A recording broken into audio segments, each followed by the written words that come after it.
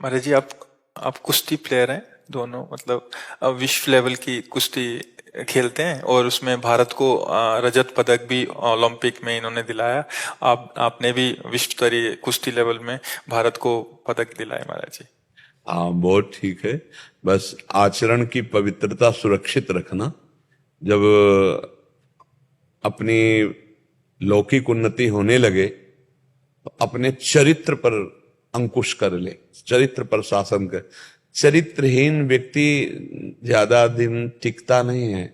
उसका यश, उसकी महिमा, उसका बल, तो ये देह बल, बौद्धिक बल से सुरक्षित रहे, चरित्रहीनता ना आने पावे, बेविचार प्रवृत्ति न जागृत होने पावे। और माता बहनें जितनी भी है, चाहे जितना नजदीक संग हो, पर जहां पाणी ग्रहण संस्कार हुआ है अगर गृहस्थी में है, तो उसके अलावा फिर चरित्र पावन रखना। फिर कभी कोई तुम पर अंगुली नहीं उठा पाएगा। तो अगर आप चरित्रहीनता करेंगे तो फिर आपका जीवन आगे चल करके उन्नति से पतन में चला जाएगा। और चरित्र पक्का तो फिर प्रायः कुश्ती लड़ने वाले हनुमान जी को आदर्श मानते हैं। नहीं मानते? क्यों मानते हैं? क्योंकि वो चरित्रवान है, वो ब्रह्मचारी हैं। और देखो, इसमें ब्रह्मचर्य बहुत काम करता है। आप चाहे जितना बलिष्ठ भोजन पालो, अगर ब्रह्मचर्यहीन हो तो पछाड़ने की ताकत नहीं रहेगी। पछाड़ने की ताकत ब्रह्मचर्य में होती है। एक अद्भुत जोश होता है कि आप अपने से डेढ़ा वजन वाले को टांग सकते हैं, ब्रह्मचर्य में ताकत होती है। तो ब्रह्मचर्य उचित, हम ये नहीं कह रहे कि अखंड, उचित ब्रह्मचर्य, क्योंकि गृहस्थी में जाना है या गृहस्थी में हो, पर पराई माता बहनों की तरफ के लिए तो बिल्कुल कसम खा लो, वो तुम्हारे लिए जहर है। तो इसलिए इस बात से बचे रहना, चरित्रहीनता ना आने पाए। और अपनी नियत संख्या का जो व्यायाम है वो बढ़ना चाहिए, कम नहीं होना चाहिए। जो हमारा मतलब हम 40 मिनट दंड लगाते हैं, 40 मिनट बैठक लगाते हैं, 1 घंटा हम वर्जिश करते हैं अलग से, तो हमें वो सब करना है।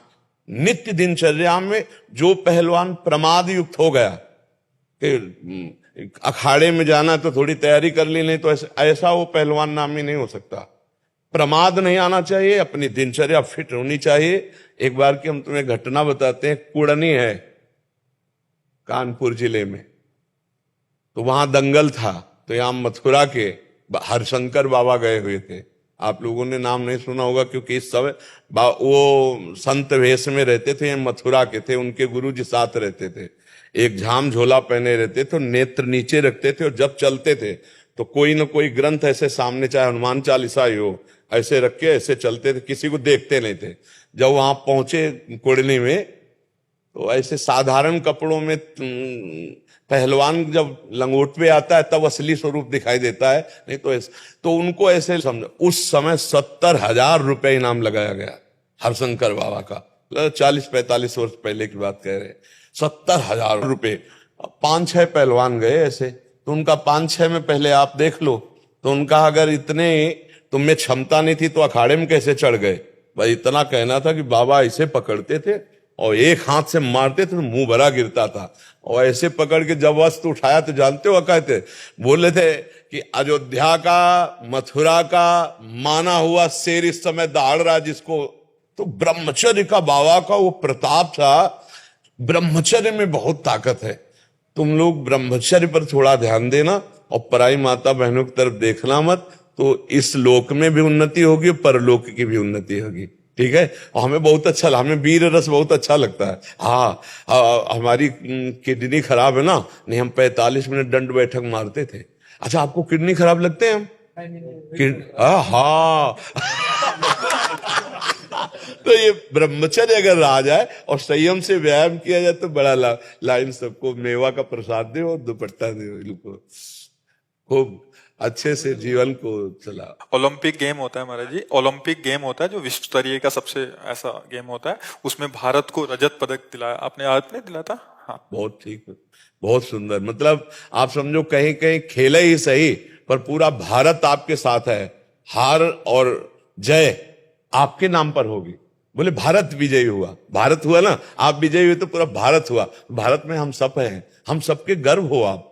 हाँ, अपनी दिनचर्या में मस्त रहो और संयम से रहो। जैसा अभ्यास करोगे वैसे पुष्ट होते चले जाओगे। अभ्यास बहुत बड़ी चीज है, बहुत बड़ी चीज है। अभ्यास में बहुत बड़ा दम है। और हमारा अभ्यास और ब्रह्मचर्य अगर दोनों मिल जाएं तो कुछ भी कर सकते हो। आप सच्ची मानना, ब्रह्मचर्य में अमोघ शक्ति है। पर ब्रह्मचर्य रोकना थोड़ा कठिन होता है, नहीं? हाँ, वो जब अपने स्वरूप में आता है तो और को ललकार के परास्त कर सकते हो, लेकिन उसको लगे, वो तुम्हें जरूर परास्त करे। उस जगह अपने को संभाले, काम क्रोध आदि लोभ आदि।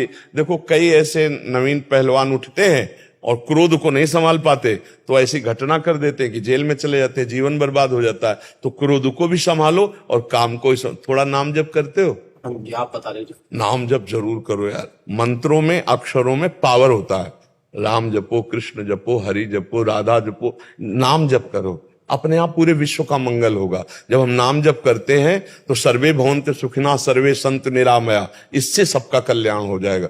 सुमीर पवन सुत पावन नामो, अपने बस करी राखे रामू। राम राम जप करके राम जी को अधीन कर लिया हनुमान जी ने। आज से नाम जप करो, ठीक है? जो नाम प्रिय हो, राम कृष्ण हरि राधा, जो नाम प्रिय हो, 10 मिनट ही चाहे जपो, जपो जरूर। हमसे मित्रता की है, हमारे पास आयो तो नाम जप, ये तुम्हें बचाएगा, ये तुम्हें क्रोध से बचाएगा, गलत आचरणों से बचाएगा।